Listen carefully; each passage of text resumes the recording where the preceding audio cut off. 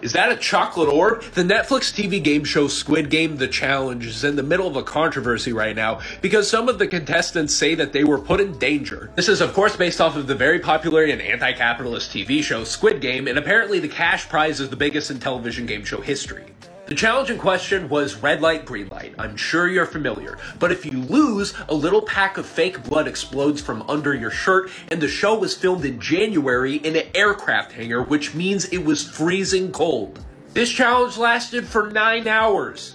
9 hours of being in the freezing cold and being wet from the fake blood. Multiple contestants allegedly experienced nerve damage and hypothermia from the conditions on set and referred to the challenge as cruel and inhumane. And it's truly fascinating how life imitates art. The contestants who won had to ignore other contestants suffering through allegedly inhumane conditions, probably thinking they might die. But you gotta get that bag, am I right? Why does this show exist? I'll tell you why. It's because media literacy is dead. Is that J Balvin? Being human is too much effort. Can't someone functional just keep me as a pet? I don't need human rights. This is how people think the chronically ill get treated versus how the chronically ill really get treated. Teacher, my tummy hurts. I'm gonna need to go home for the rest of the day. Oh, your little tummy wummy, of course, take as much time off as you need. Don't worry about any homework at all. It's not a problem, okay? You feel better. Hey boss, I'm having really bad chest pains. I think I'm gonna need to take the rest of the afternoon off. Is that okay? Maybe even the whole week.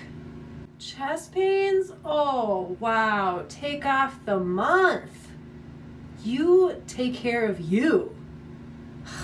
Week off. Get out of here. Teacher, I'm really sick. I really don't feel well. Do you think I can go lay down in the nurse's office for a little bit? Listen, kid, everybody's sick, okay? Suck it up, you're fine. Hey, boss, I have really bad chest pains. Do you mind if I just go sit in the back for like 10, 15 minutes? Take a break for a minute?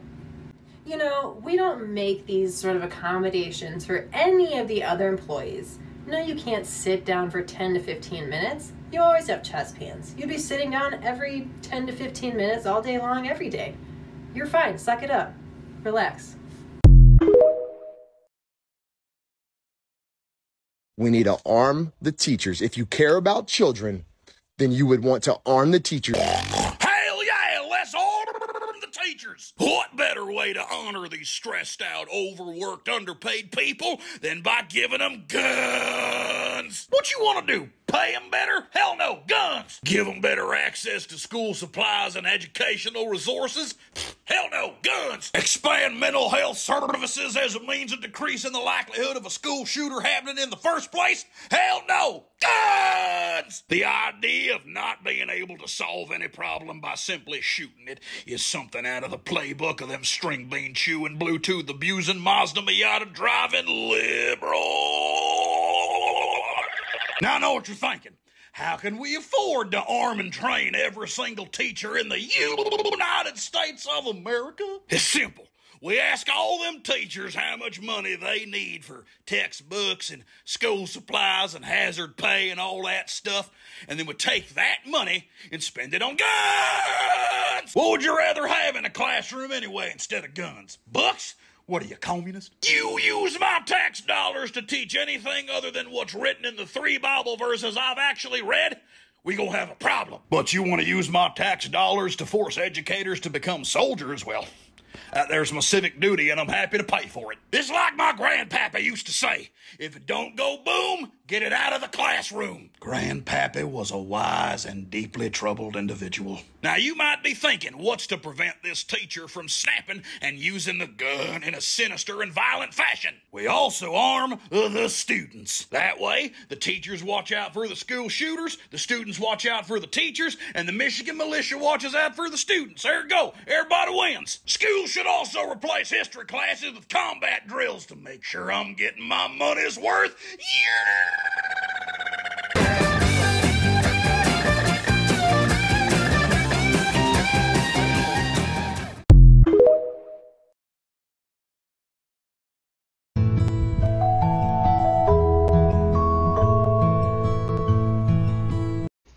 I've just come back from Tesco and I'm convinced that the majority of the general public does not know how to interact with someone in a wheelchair. So here's a video on what not to do when you see a wheelchair user shopping. Number 1, don't call us an inspiration. I'm just doing my weekly shop. I'm not climbing Mount Everest.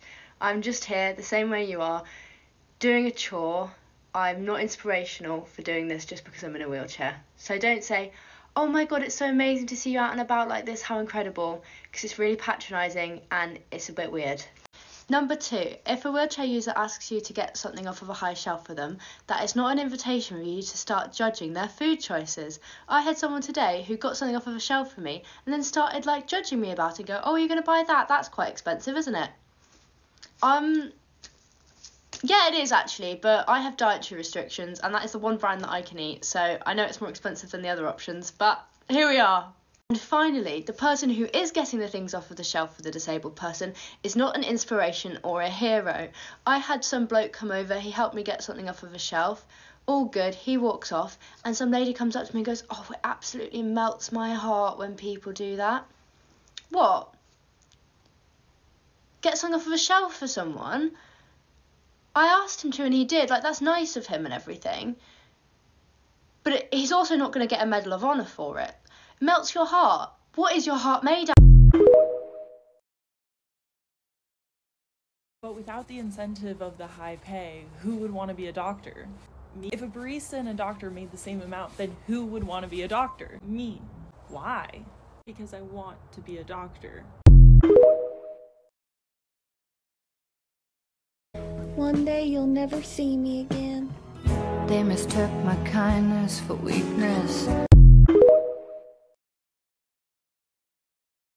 So it truly is horrible that imperialism is used and children slaves within the Congo are used for iPhones and things like. Excuse me? What does that have to do with capitalism? What does that have to do with capitalism? That's not real capitalism. Imperialism is a very real fact of capitalism. As Michael Parenti said, capitalism certainly doesn't need imperialism to survive, but it certainly doesn't mind it for more profit. That's not real capitalism. What does that have to do with capitalism? What is capitalism to you? Capitalism is when everybody owns a small business and we all spend money with each other. It's a white utopia. I mean, it's a utopia. And we all go down to the bar and buy some unregulated hooch and then die. A new kind of love, genetically altered. Enough of love light, and I can't believe it's not love.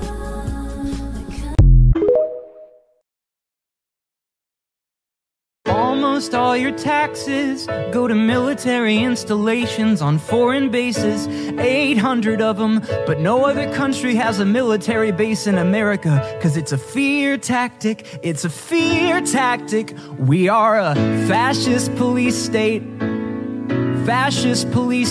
wasting your money, it could go to. My Roman Empire is autistic girls and friendships. As someone who was socialized as a girl and didn't find out they were autistic until they were an adult, I can't believe that I'm still dealing with the repercussions of being an autistic girl in girl friend groups. It's a known phenomena that non-autistic people can tell when someone is like different or off or weird, and that specifically goes for autistic people. Like, even though I and my peers in high school and elementary school and middle school didn't know that I was autistic, they could tell something was off about me. And as a result, I became a victim of all different kinds of bullying and harassment, and I didn't even realize that those people didn't like me. But specifically as a female presenting person, I have never experienced such vitriolic hatred as I have from allistic women. Specifically in high school, I had a group of people that I considered my friends who I found out after 4 years of dedicating all of my time and energy to literally couldn't stand to be around me. But because the work I was putting into this relationship was beneficial to them, they made sure I never found out. And even as a senior in college, I have ex-roommates that make up incredible, elaborate stories about me being their crazy ex-roommate just because I'm autistic. And literally the things that these girls are describing about me is them pushing me over the edge into having meltdowns. They would socially ostracize me and treat me like I was less than them, and then specifically push my buttons when I was already like having a difficult time. Like, these kinds of relationships I've never seen happen outside of an autistic person and a group of autistic girls, because I don't understand how you can look at someone who thinks and processes information differently from you and treat them like that and feel like a good person at the end of it. So this is no hate to the autistic girlies out there, but I have the most difficult time trusting y'all ever. I can't trust y'all because I've yet to be treated kindly by anyone that I've let become really close to me who isn't also autistic. A year ago, I was in the emergency room because I wanted to not exist anymore. Today, I turned 24, so hello past me. Here are 24 things you would have missed if you had stopped existing a year ago. Colleen Ballinger's ukulele apology video. The Doctor Who 60th anniversary. The new Hunger Games movie. Singer Rhino in person for the first time. Crocheting your first sweater. You got to see your oldest sister in person for the first time in 6 years. You made so many new friends, not just on TikTok, but also your now former coworker Abby, who you thought was really cool and you were kind of afraid to start a conversation with because you thought they were so cool, is now one of your best friends. You didn't actually initiate conversation with her until your last week of work though, but it's fine. Watching your friend Brie perform at her first live show. Going to Germany and getting to see your other sister and all of your nieces, and 2 little bunnies that you never would have gotten to pet if you had ceased to exist. You started watching Lost for the first time, and now you have a new favorite TV show. You also watched Star Wars for the first time. Imagine ceasing to exist without ever having watched Star Wars. That would just be embarrassing. Wisp the cat. The Josh Hutcherson whistle edit.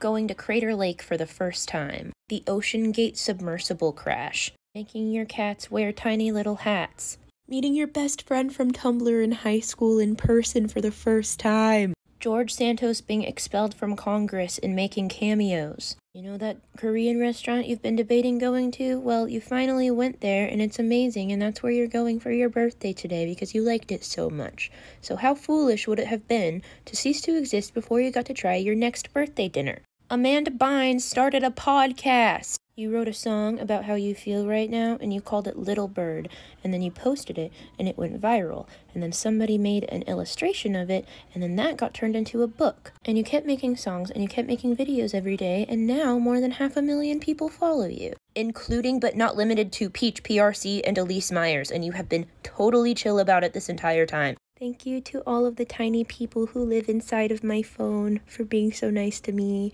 and supporting me, and being so wonderful. This has been a crazy journey of a year and has just been a really great way to celebrate turning 24. I also hit 60 million likes on this account today, which is insane. Insane!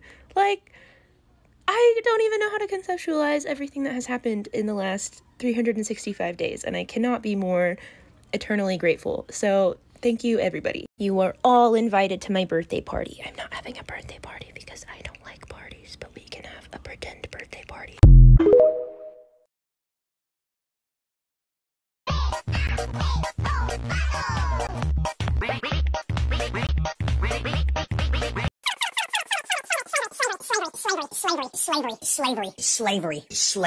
Slavery. This video is a call to action to end the criminalization of public food sharing in the Houston area and hopefully across the country, because this is happening everywhere. First, I want to play you a clip of Mayor Sylvester Turner talking directly to Representative Cherie Dorr of Food Not Bombs. Now, number 80 tickets, criminalizing people for feeding the homeless. This is your mayor who's done it. Hey Turner, how you doing? I'm doing very well. All right. If we continue to feed people, we will continue to collect tickets. Now, we have collected 83 tickets for feeding 6 or more people without the consent of the public library. 83 tickets that cost about $2,000 at their maximum, and it is 4 p.m. on a Wednesday, so we will be collecting the 84th ticket tonight. The goal of this video is to get as many people informed and wanting to sign the petition that we have in our bio right now that will allow a civil group to put a lawsuit on the new mayor's desk on January 2nd with the hopes of the complete expulsion and expungement of this law that is designed to criminalize folks who are helping people in need. People who are food insecure, who might be homeless, who might have some necessary hunger needs. Now granted, I will say this, the city does feed people. $948 per feeding, 4 days a week, around the same time that we do. Now, if you look above me right now, this is one of the meals that they might serve. It is not a lot, but I will say this, it is great that they're doing it. But it doesn't take apart from the fact that there are tons of groups who say that these meals are low in caloric value and do not do enough for those who are in need. And by criminalizing groups like Food Not Bombs, who are offering much better options, are offering much safer conditions to receive these meals, is asinine. It is time to make policy change and to completely abolish this law that is designed to criminalize people, whether they are in poverty or whether they are trying to help people who are in some form of poverty or need of access to resources like food. If you have the time, I urge you to sign our petition to help give us backing, because in 2012 we did the same thing with Maronese Parker, and we were given permission because we received over 30,000 signatures. A permission that is still active on public Houston websites like this one right here that state that we have the right to feed people. And food is a human right. And we should always challenge it if we're able to when it comes to the criminalization of such acts. So if you have the time and you have any compassion for those who need it, for those who are being criminalized, who are being targeted, for helping people who are in need, I implore you, please, sign our petition. Let's make a difference, and let's abolish this law that is designed to hurt people. Thank you. Oh my god, you're so pretty. Thank you. Yeah. If the cozy corner from my kindergarten class was a person, it would be you. What the fuck does that mean? You remind me of an apple pie. I bet you give the best hugs. I get it.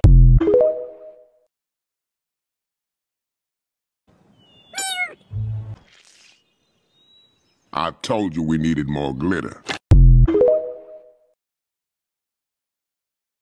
Alright, let me explain to you why Jordan Peele supports Israel. And I want to talk about this because the main things that connect Jordan to Israel is black capitalism and the black market. Jordan Peele has been in TV and film for a long fucking time. He has a whole history of doing comedy, doing sketches, doing skits, all of that. But when it comes to him as a filmmaker, his approach was targeting the black market by talking about ideas that are not necessarily profound. And we find it ironic, but honestly, it's not. That he is basically in allegiance with all of the other rich peers that he lives by. He does not live amongst black people, but he knows what black people are thinking. Whether it's because of social media alone, because he doesn't necessarily have to be around black people or maintain his black roots, or because he also lives the existence of a black man to some capacity. He can't control everybody that he's around. He still has mostly white peers. So even though his movies are mostly black, that doesn't mean that's necessarily the people that work with him. He's able to use both of them to fuel how his movies are structured so that they can hit the black market correctly. Jordan Peele took the idea of a black man being hypersexualized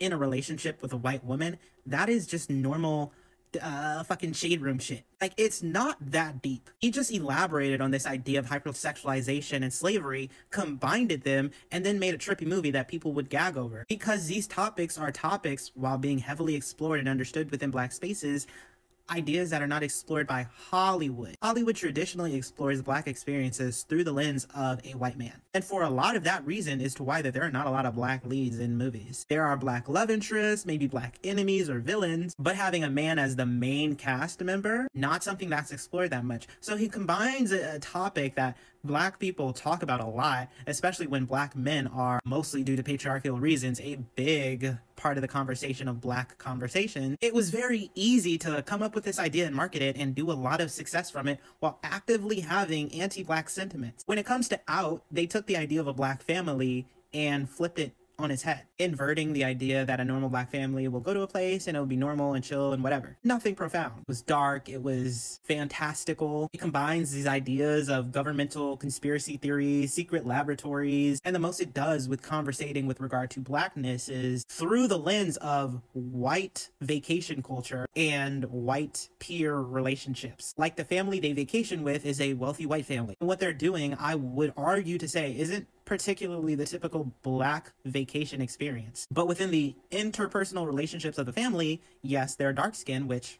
that is pretty radical in Hollywood white spaces. They have a pretty tall, fast sister. They have a slightly more sensitive boy mom. It's slightly gender conscious because it definitely could have just had light skinned babies and lighter skinned actors and all that shit. But even with his movie Nope, the most it explores is the relationship Black people have to do with capitalism, its relationship to oppression, Black oppression, of course, but also consumerism and human desire, which is like, yeah, it gets there to conversations about it, but it doesn't reject certain things that are embedded within all those topics of consumerism and capitalism. It just slightly critiques it. So with all of that, we have the Black man who speaks about topics attached to Black men within a capitalist system, and we still get a Black man who mostly works with white men who are mostly pro-Israel. Black capitalism doesn't cause Black people to be more radical and reject the capitalist system that oppresses Black people because they benefit off of that capitalism in order to maintain the wealth that they make. Most of these individuals are not willing to compromise their wealth just to make some fucking point about Black capitalism, much less be so radical as to reject it and actively critique and deny Hollywood culture, and all of that racist bullshit that they have on a daily basis. And this is why we say Black capitalism does not save anything.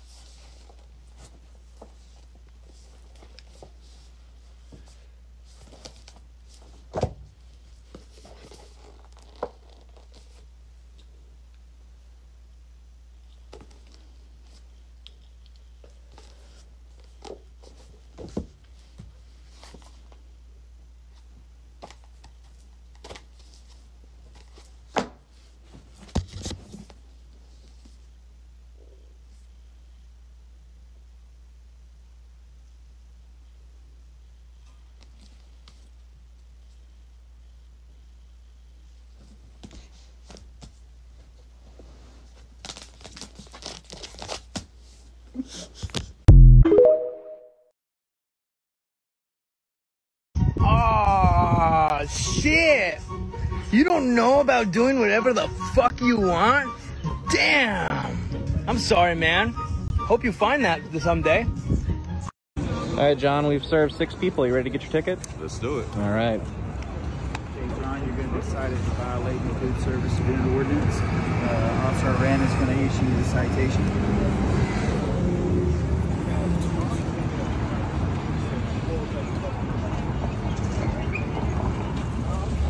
Mr. Walk.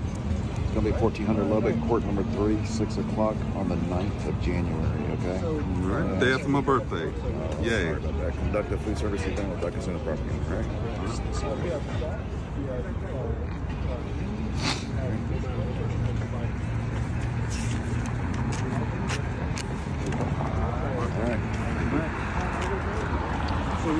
Hi, my name is John. I'm a volunteer with Food Not Bombs. This is our 82nd ticket we've received for feeding the homeless and serving people that are hungry.